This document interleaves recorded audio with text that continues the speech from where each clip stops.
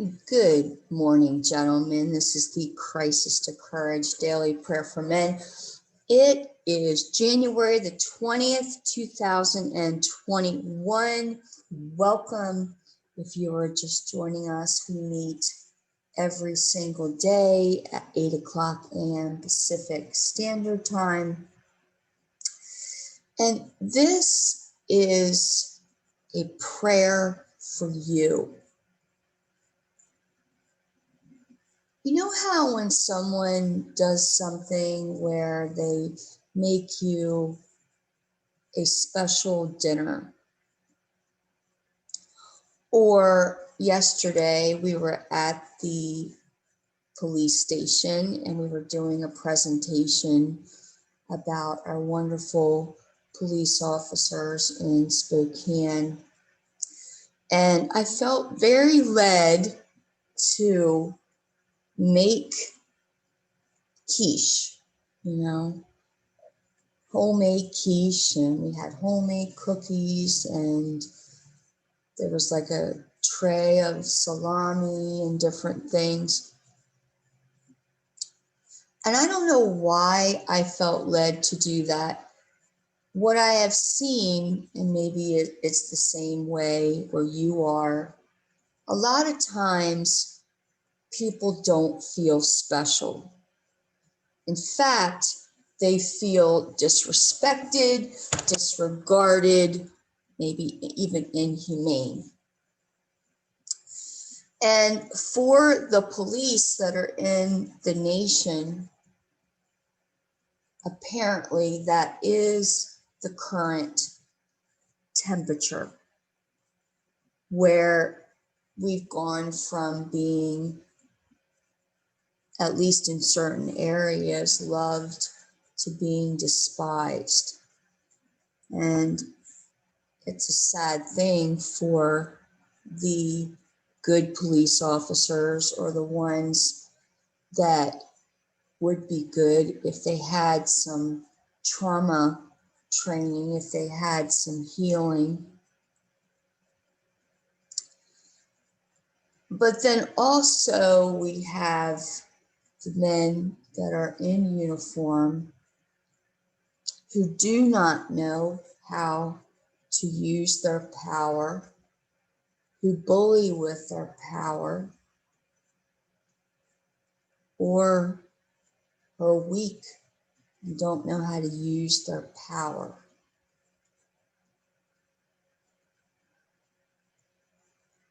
And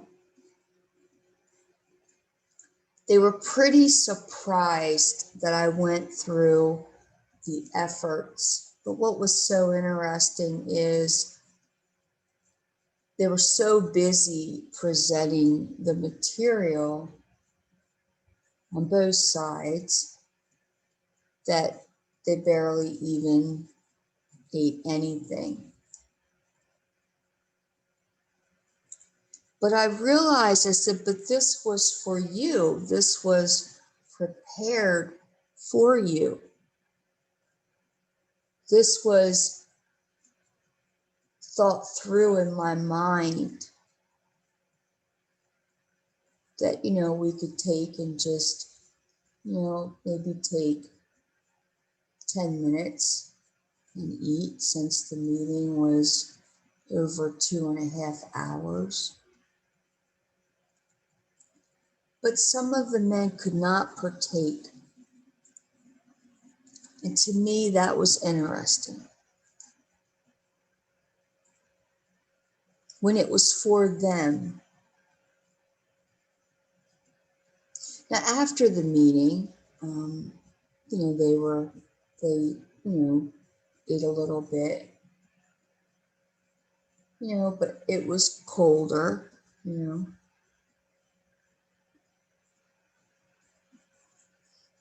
And that made an impression upon me, because I reviewed the meeting and it was unnecessary, because there were parts of it that could have been planned out. a little bit better. But it just showed me something that when God is trying to do something specifically for you, and you don't feel worthy, or you've had trauma in your life that every time you do feel worthy, the enemy comes and says, well, what about the secret that you have? What about that?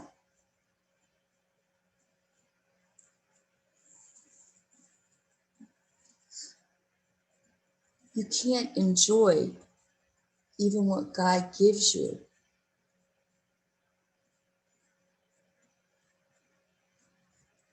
This is a theme today,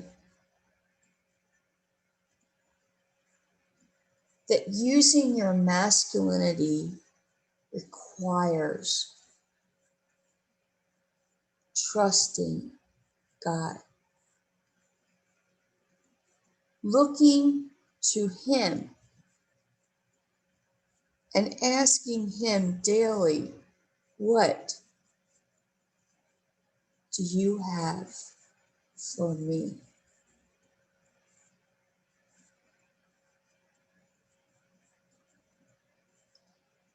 This is a very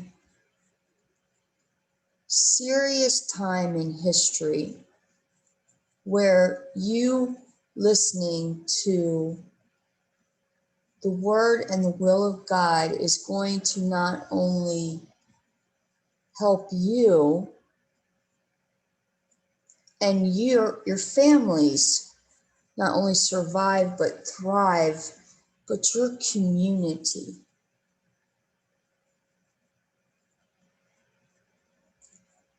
This is a time where evil is pushing and demanding and saying, follow me or else. It is a time where wicked men that are deceived and are led astray and are leading people astray are in charge.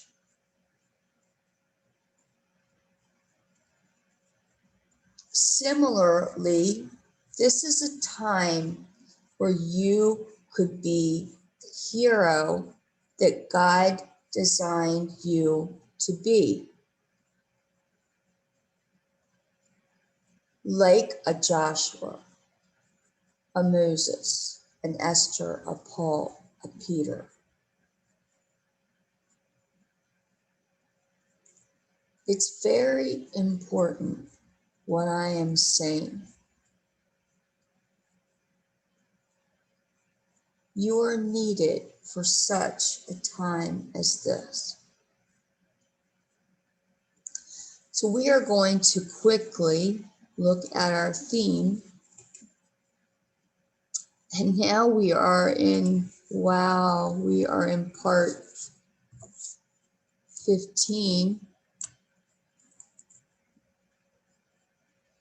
And this is looking at the showdown between Elijah and Ahab, just little parts of it.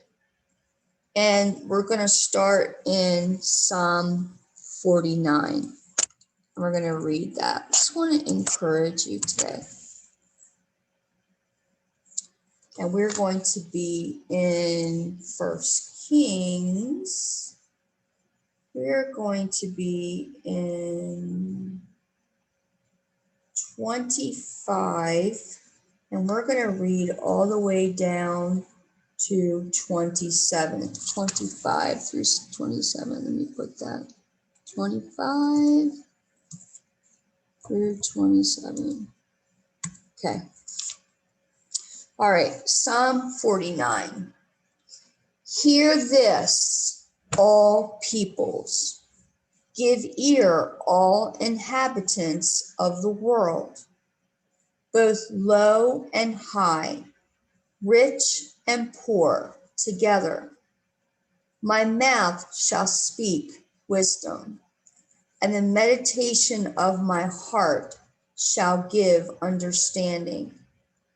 I will incline my ear to a proverb. I will disclose my dark saying on the harp. Why should I fear in the days of evil? This is a question that Elijah asked himself. Possibly it's a question you should ask yourself. When the iniquity at my heels surrounds me, those who trust in their wealth and boast in the multitude of their riches, none of them can by any means redeem his brother, nor give to God a ransom for him. For the redemption of their souls is costly, and it shall cease forever, that he should continue to live eternally and not see the pit. For he sees wise men die, likewise the fool and the senseless person perish, and leave their wealth to others. This is talking about the people that boast in their riches. They think that it's never going to end, but they're going to leave their wealth to others, like all the Facebook and Twitters and Googles. Those people that they think that they have no accountability. One day they are going to be accountable, and they're not going to be able to use their freezers to keep themselves alive. It's going to end despite what they say, despite what they think, despite what the enemy has told them. Their inner thought is that their houses will last forever, their dwelling places to all generations. They call their lands after their own names. Nevertheless, man, though in honor, does not remain. He's like the beasts that perish. This is the way of those who are foolish, and of their posterity who approve their sayings. Selah. Like sheep, they are laid in the grave. Death shall feed on them. The upright shall have dominion over them in the morning, and their beauty shall be consumed in the grave far from their dwelling. But God will redeem my soul from the power of the grave, for he shall receive me. Do not be afraid when one becomes rich, when the glory of his house is increased. For when he dies, he shall carry nothing away. His glory shall not descend after him. Though while he lives, he blesses himself. For men will praise you when you do well for yourself. He shall go to the generation of his fathers, that they shall never see light. A man who is in honor yet does not understand is like the beast that perish. This is a hard thing about the wicked, you know. This is the reason why God is telling us to put all of our energy on him, because we need it. Evil is at our heels. And if you don't recognize who you belong to and who your loyalty is supposed to be to, you're going to be enslaved the rest of your life. And who wants to be a slave? Now we're going to read about 1 Kings Elijah and see how he wasn't a slave. In fact, he took care of a situation of so much evil because of his perseverance in God. And, you know, for 3 years and 6 months, which is almost 4 years, you know, he was out hanging out by the brook of Cherith. And then when it dried up because of the famine, now he goes to Zarephath, which is a place where Jezebel, it's her hometown. And he goes, he's obedient, takes care of a widow woman who's getting ready to die. He gives her hope. The flour doesn't get wasted and the oil doesn't run out until the famine is over. It's the sound of the abundance of rain. So that means, food can come back. And then you have the showdown that starts out with Ahab meeting Obadiah, who's terrified of actually going to Ahab and saying, okay, Elijah is here. Now he's gone, because he knows that they kill people, because Jezebel has killed all the prophets except 100, which 50 he has hid in a cave, 2 caves. And now we have Elijah telling the people, how long are you going to be between 2 opinions? What is it going to take? I mean, he's killing people. And now we're at the showdown again, where they've got the bull.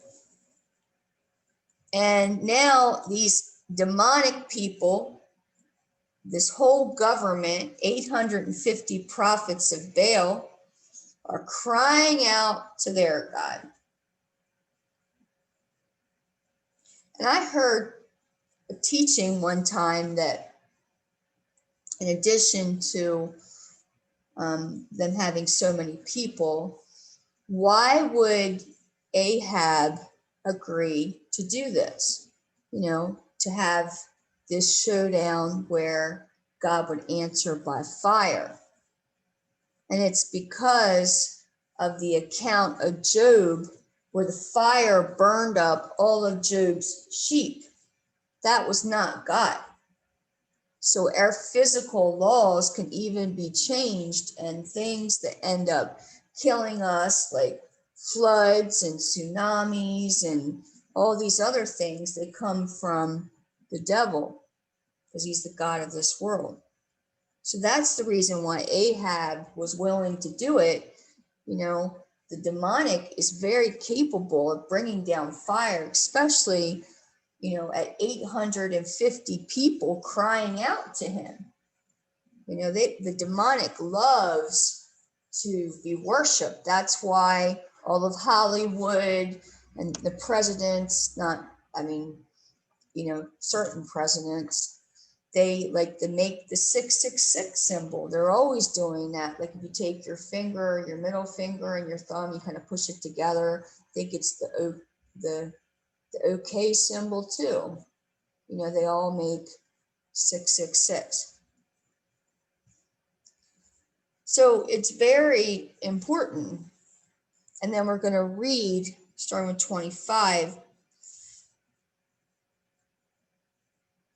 Now Elijah said to the prophets of Baal, choose one bull for yourselves, like we learned yesterday, and prepare it first, for you are many, and call on the name of your God, and put no fire under it. So they took the bull which was given them, and they prepared it, and called on the name of Baal from morning even till noon, saying, O Baal, hear us. But there was no voice, no one answered. Then they leaped about the altar which they had made. And so it was at noon that Elijah mocked them and said, cry aloud, for he is a God. Either he is meditating, or he is busy, or he is on a journey, or perhaps he is sleeping and must be awakened. Okay, we're going to read down to verse 28. So they cried aloud and cut themselves, as was their custom, with knives and lances, until the blood gushed out on them. So you see what happens when people have these habits, and then when bad situations come or good situations don't come, they go deeper into their idolatry. And as much as I love being an American, I'm very respectful, but God is the one that made America great. It is not the people. It is not a president. It's God. Now, God is the one that worked in the people to love him, to help make America great. But we have to give credit where credit is due. So if you are thinking that being patriotic is going to change America, you are sadly mistaken. What's going to change America is when the people go back on their knees and start saying, I want to live the way God intended for me to live. Now, I'm going to tell you this because God did not send this vaccine, this virus. He didn't send these things. The devil is the God of this world. And what happens is, what Jesus said was that he came to expose the works of the enemy. The word is luo, where we get the word Lego, and it means to take apart piece by piece. So our job as a believer is to walk as light so that the enemy's attacks, the enemy's focus as the God of this world is mitigated. And look how much mitigation it can be, because after Elijah had this showdown and he was the one that was successful, 850 prophets were gone. 850 people that were focused on doing evil were gone. It's like your whole government in Belize, or your whole government in Poland, or your whole government in the Ukraine, or let's say your whole government in Philadelphia or Georgia or any of those places. It's gone. So the so-called evil ruler, there's nothing to rule with because your people are gone. Not recommending that. I'm just saying that it's very powerful if you follow the word and the will of God. And that's the whole focus of this, and we're at the theme, I will, using your masculinity God's way. Now we're at part 15. Thank you, Dad, that through the life of Elijah, we see that his believing in what you said silenced the demonic realm when they were very capable of bringing down fire from heaven. They had done it before with Job. They had burned up all of his sheep. We thank you, Daddy. We thank you so much that it matters. That these fellas need to realize that they matter, and they need to realize that you are calling them together to help one another understand how much they matter.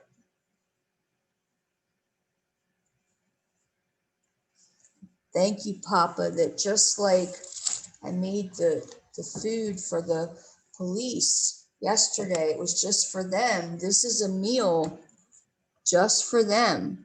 Other people might be able to benefit from it, women and children and other people might be able to benefit from it, but it's specifically for them. It is a meal specifically for them, that they know how to use their masculinity your way, and that they make a decision, which is I will. Just like with the showdown with Elijah. It's like he made a decision. He got up that day and he said, I'm going to do what you tell me, God, to do. And he did not use brute force. He said what you told him to, and his masculinity was directed by you. It could have seemed like a very dangerous thing to mock 850 people that were underneath the most wicked king who had ever lived. But he did what you told him to do.